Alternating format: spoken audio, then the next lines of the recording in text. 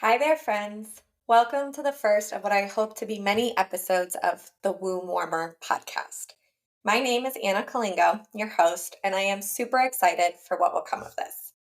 The purpose of the podcast is quite simple: to share the stories of mothers and mothers in waiting, from the joy to the heartbreak, the highs to the lows.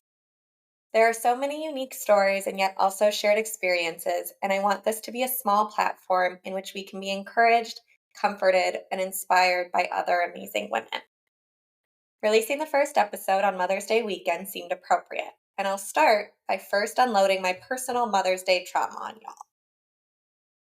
I was 6 years old in Mrs. Teskey's first grade class. Now, Mrs. Teskey was the type of first grade teacher one might picture at a Baptist school. A bit miserly, she was known to pull disobedient children by the ear, and honestly, I don't know if she had any children of her own, but she certainly did not exude maternal instinct.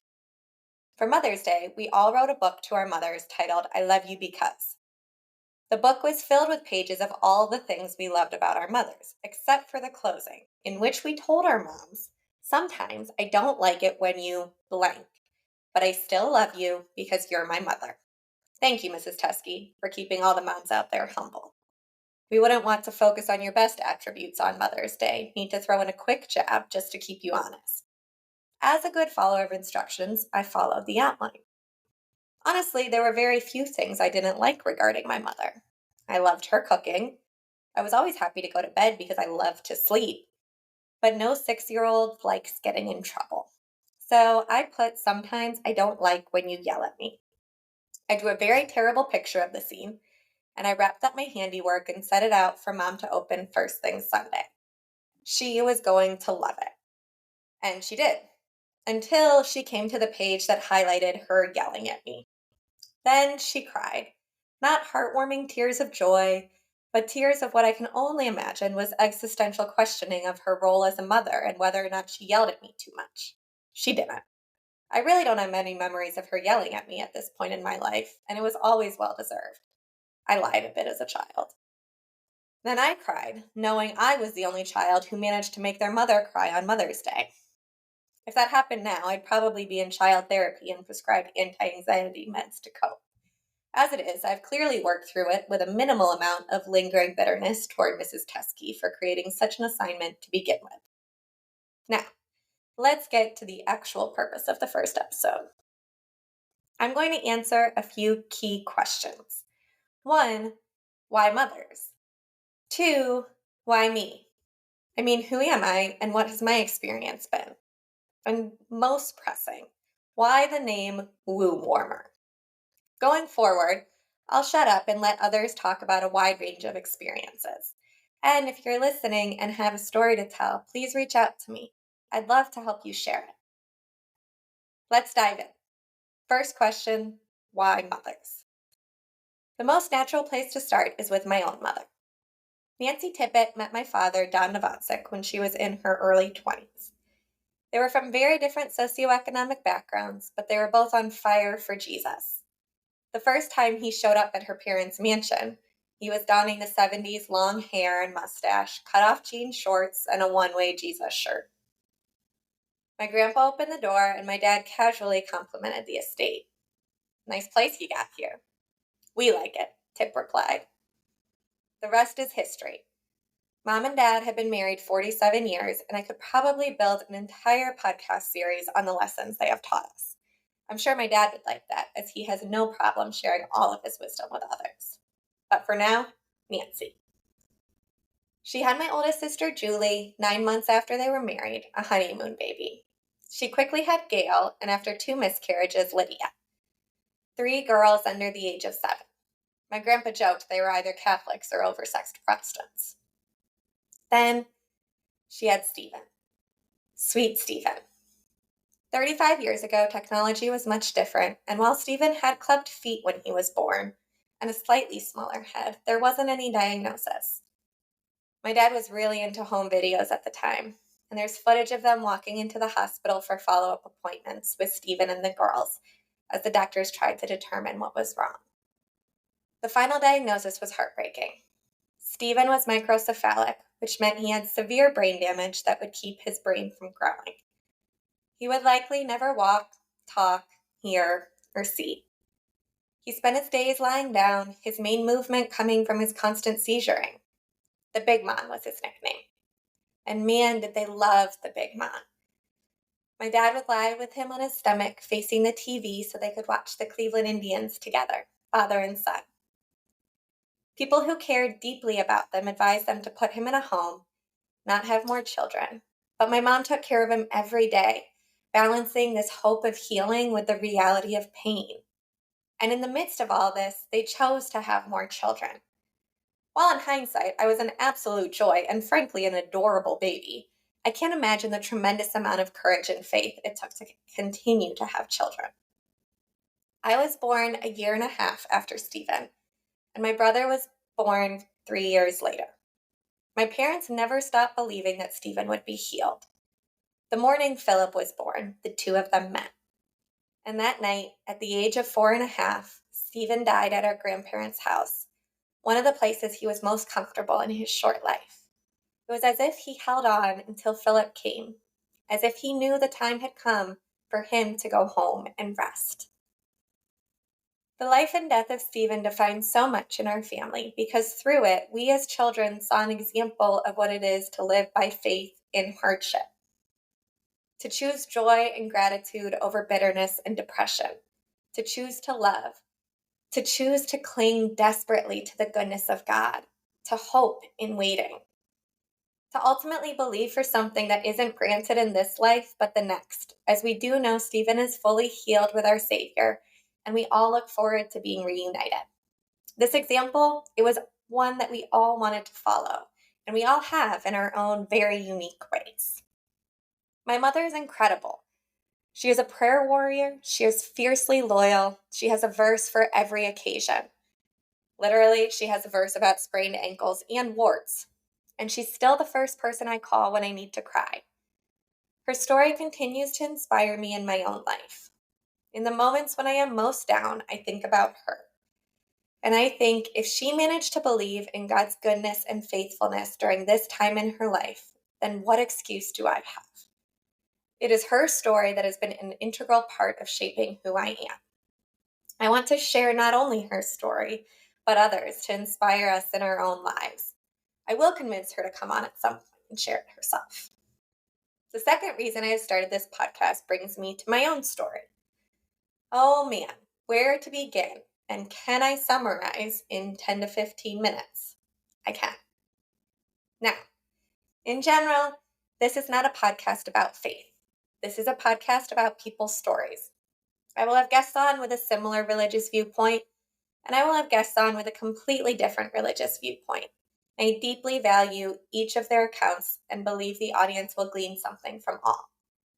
However, for me, it is impossible to highlight any part of my life without involving faith, because I believe God's hand is inextricably woven throughout all of it, beginning with the fact that He gave my mother the courage to have me. I'm 35 years old, and I spent the first 18 years of my life in a cute small town in Northeast Ohio, where every weekend started with a Friday night football game and ended with church on Sunday and dinner at my grandparents'. All I ever wanted was to get married and raise a family there because I looked around and that's what I saw. And what I saw was good. But man, did God have such different plans or a very different path, which will be a recurring theme in my story. After college, He took me to Charlottesville, Virginia, a place I had never heard of nor been. And incidentally, I believe I was the only person from Cleveland in that town when I arrived. 6 years later, He'd opened the door for me to pursue my MBA at the University of Michigan. Go Blue, but also go Buckeyes in football. After which, He'd opened the door for me to work at Amazon in Seattle. When I say He opened these doors, I mean He made it very clear that it was by His grace and not my own power that I received any of these opportunities. What does that even mean now? I'm a person who likes data, so when you tell me something, I want you to be able to back it up with specific examples. One of my favorite specific stories of God's hand happened when I was applying to business school. The entire year, I prayed a simple psalm. Show me where to walk, for I give my soul to you. I wanted God to make it abundantly clear whether I should go to business school, stay at my current job at a startup, or which business school I should attend if I were to go. Of course, in my mind, I thought I would get into a couple business schools, weigh the benefits, and decide on whether or not to leave my job. I applied to 4 of the top 10 schools and got rejected early on by 2. Their loss. A month before I found out whether or not I got into Northwestern or Michigan, I had a conversation with my boss that made it clear I needed to leave my job. Long story short, he told me I was bad at it. Well, God, you made it clear I'm not supposed to stay here. It was as if he was asking me to trust him, to step out in faith without entirely knowing what he had planned. A month later, I found out I was waitlisted at Northwestern. And that same day, I received a call from Michigan offering a full scholarship, something I had not even considered in my planning. I smiled, knowing that while I certainly held up my end of the bargain and put in a lot of effort, this was a gift from a God who is able to do abundantly more than we can ever hope or imagine. It's okay if my story hasn't convinced you to believe in God. We'll move on. So there I was in Seattle at the age of 31, the last decade spent single. No, not always by choice, and enduring a lot of closed doors along the way. Seriously, so many closed doors.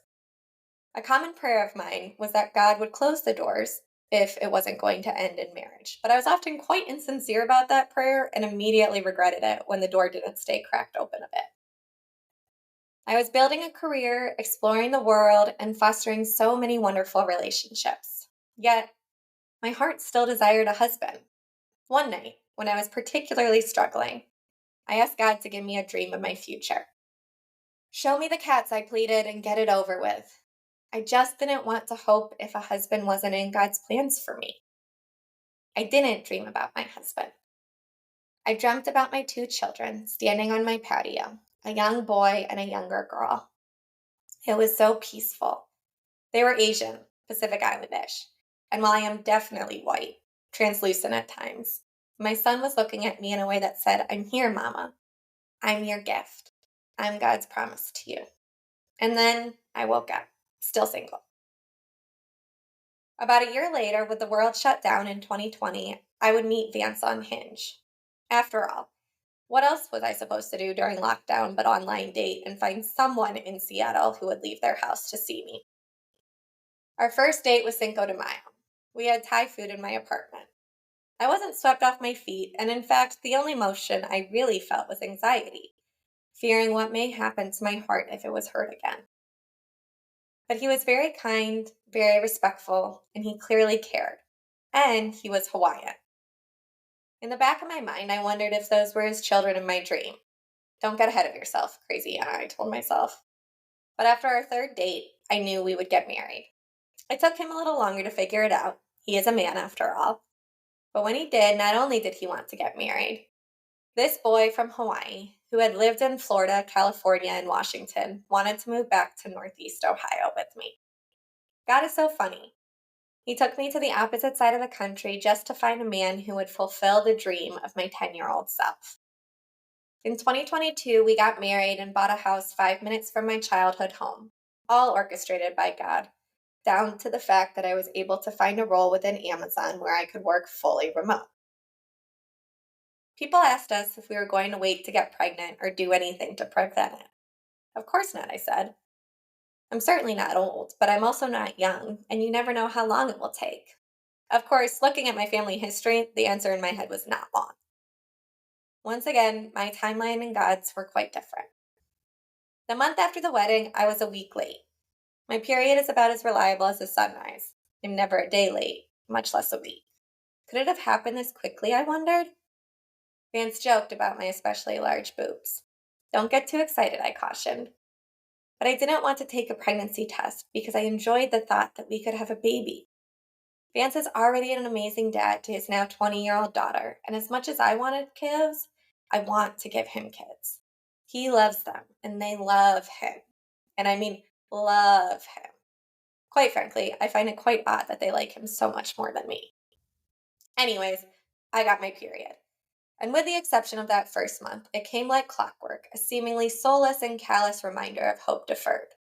And each month, my reaction differed. It started off casual. Well, it's probably best it's not happening right now. We have a lot going on. It's our first year of marriage, so I definitely don't want to put pressure on us. A lot of people take a few months the first time. Meh, we may have missed the window this month. We have the necessary ingredients, so it seems logical these would align at some point. I gradually got more skeptical, then solutions oriented. Middle school health was BS. Okay, I'll pee on a stick, but I'm buying a cheap one. What the heck is this thing saying? Maybe I shouldn't have gotten a knockoff. I'm not going to drink.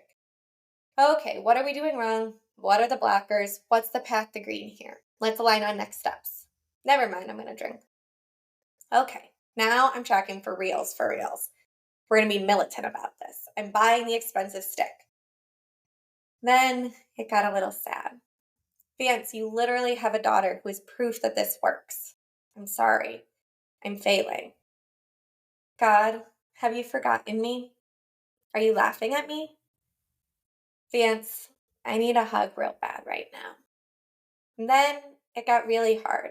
And it's during those times, that suffering, that I think your faith is tested, refined, and purified. I clung desperately to the moments in the past where he had been faithful, and I clung to that dream he gave me, a promise of our future. I clung to the example my mother set, to hope in waiting. Meanwhile, it seemed everyone I knew was getting pregnant with ease. Literally, if you knew me, you were pregnant. If I walked past you in the street, you probably got knocked up. Of course, I was happy for them, because life is such a gift. But I held in balance the joy I felt for their happiness and the sorrow I felt for our own longing. I would smile and celebrate with them, and then I'd come home and weep in Vance's arms. That was what surprised me the most, how much it affected me emotionally. Generally speaking, I'd say I'm a pretty grounded person, not prone to breakdowns, save the occasional hunger panic. I'm also used to waiting. I waited until I was 31 to meet Vance, and the 13 years I was single, I told myself I would enjoy the stage of life I was in. I traveled, I studied, I moved, I settled, I moved again, all with only the occasional breakdown. But this was different because I rarely got my hopes up when I was single. But waiting for a baby, well, each month is the possibility of extreme joy or extreme heartbreak. I clung desperately to my same attitude, to enjoy each stage of our life. And indeed, we did enjoy ourselves. We traveled, had new adventures together, and 80 to 90% of the time, I would have a positive outlook, trusting God and His timing, and being grateful for where we were. And then my period would come, or someone else would tell me they were pregnant, and it felt like I was stabbed. It felt alone. I knew I wasn't the only one who struggled with fertility, but I didn't know their stories. Not all of them, anyways. So God put on my heart this podcast, an avenue where people could share their stories so perhaps others don't feel so alone in the waiting. Maybe that waiting is to get pregnant, but fertility is only the beginning of motherhood. So maybe it's something else. Waiting for the healing of a child or the return of a child, or just trying to keep your head above water. Parenting through divorce, waiting for your emotions to stabilize. After a year of not getting pregnant, I made an appointment with a fertility clinic. Of course, the first available appointment was 6 months out, which I think says something about the prevalence of the issue. I can only talk about my experience, though. Before going to the clinic, we took all the baseline tests, and my doctor prescribed Clomid, which forces your egg to drop. This confused me because every month, according to my expensive pee stick with a smiley face, I ovulated, which indicates an egg dropping. When I Googled, can you ovulate without dropping an egg? The answer seems to be occasionally, but only in very rare scenarios, mostly surrounding menopause and teenagers. Side note, I will definitely not be a scientific podcast host. But whatever. Plenty of people have gotten pregnant using Clomid, so let's give the egg dropper a try. It's important to note that at the beginning of 2023, I heard God tell me I was going to leave Amazon. Of course, I thought perhaps I would be laid off, asked to move back to Seattle, which would force me to leave, or get another job opportunity where I made even more money. As my husband and I walked through the year together, I told him that I didn't think I would get pregnant until I left Amazon. Not because I was stressed. I was probably the least stressed person Amazon has ever employed. But because God was telling me to leave. and he wanted us to be obedient to that. The 3 months I was on Clomid and I was working through how to leave Amazon, I kept hearing God tell me, Anna, you gotta let go of control and you gotta trust me. It certainly wasn't the first time that God had asked me to step out in faith, but it was definitely the highest stakes. After all, Amazon's healthcare covers fertility treatments. You can get up to 2 IVF cycles completely funded. Not to mention their baseline healthcare for both my husband and me, stock, salary, a clear discount, my cell phone bill. Man, it was a nice amount of money. But in November, I told them I was leaving. Not for another job, but to start my own business and to follow where God led. I also stopped taking Clomid and stopped peeing on sticks or timing sex, ending the 6-month experiment of ovulation tracking. Because the fertility assessment was covered, we completed the remainder of the tests. One in particular makes sure your little fallopian tubes are open. They stick some metal thing into you that feels like little aliens poking around and shoot dye to see if it flows through your fallopian tubes smoothly. The results came back in January, and the doctor told me I could have some blockage and surgery could help. Of course, surgery could also not make a difference. One morning in particular, I was praying about it, as neither Vance nor I felt comfortable with the surgery. But I also didn't want my general aversion to medical care cause us to run away. As I was praying, I looked at my Bible reading, and the first verse was, "Fear not, for you have borne a son." And with that, we stopped pursuing anything with the fertility clinic, which was great timing because I left Amazon at the end of January, and with that, left any fertility coverage. I felt a very strong peace that I was exactly where God wanted me to be, though very uncertain of the future. The verse he gave me at the beginning of the year was Psalm 65:11. You crown the year with your glory, your path drips with abundance. I knew I was following his path and was hopefully anticipating abundance. The week after I left Amazon, I reluctantly reached out to friends I knew who had struggled with fertility to gauge their interest in participating in a podcast. I say reluctantly because as much as I enjoy talking, I very much do not want to have a podcast. It all feels very vulnerable. However, God kept telling me to pursue it, and he wouldn't stop, so here we are. A week after I reached out to those friends, I found out I was pregnant. For all you trackers out there, that means that yes, I got pregnant the week I left Amazon, without quote trying. You will all learn how much I hate that term. Unfortunately, I haven't thought of a rebrand, but I will. People could say it was the relief of stress or anxiety, but I know it was God, working in his timing and his timing alone, which seems never to be the same as mine. Stretching our faith, requiring our trust, and building a foundation for this beautiful little life we are going to bring into the world. I will quickly add how absolutely wonderful Vance has been throughout. From comforting me and praying with me, to occasionally snapping me out of it, to completely supporting my decision to walk away from Amazon in faith, despite the short-term implications. I am continually awed by the man God gave me and know he is exactly the perfect husband for me. I am now 4 months pregnant with a story that once again reveals God's faithfulness and goodness. Thank you for letting me share that story. We're so excited for this sweet gift of life, and we do not take for granted that while we did wait, others' stories involve even longer waiting, additional heartbreak, and perhaps unfulfilled desires. I'm starting this podcast as a hope to comfort those who are struggling with fertility, parenting, or life with the knowledge that they are not alone, and hopefully to inject a bit of levity, love, and joy into our experiences. All right, now that I've babbled for a bit, I will answer the final question, which is, why the title of the podcast, Womb Warmer? About 7 years ago, my oldest sister was waiting to get pregnant.